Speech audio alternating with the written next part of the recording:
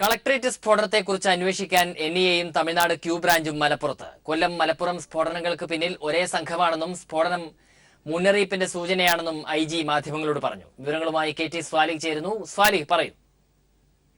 Malappuram collectorate സ്ഫോടനവുമായി ബന്ധപ്പെട്ട വിശദാംശങ്ങൾ ശേഖരിക്കാൻ എൻഐഎയുടെ 5 അംഗ സംഘം ഇവിടെ എത്തിയിട്ടുണ്ട്.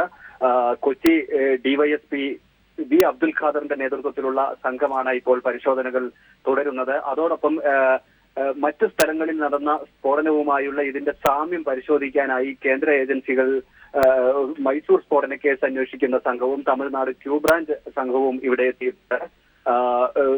മലപ്പുറം ജില്ലാ പോലീസ് മേധാവി ദേവേഷ് കുമാർ ബെഹ്റയുടെ സാന്നിധ്യത്തിൽ ഇന്നലെ കണ്ടെടുത്ത പ്രദേശത്ത് നിന്ന് സ്ഫോടനം നടന്ന സ്ഥലത്ത് നിന്ന് ശേഖരിച്ച തെളിവുകളെല്ലാം സംഘം പരിശോധിച്ചിട്ടുണ്ട്.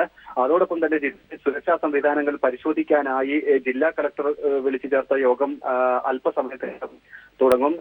ജില്ലയിലെ മുഴുവൻ വകുപ്പുകളുടെ മേധാവികളും യോഗത്തിൽ പങ്കെടുക്കുന്നുണ്ട്.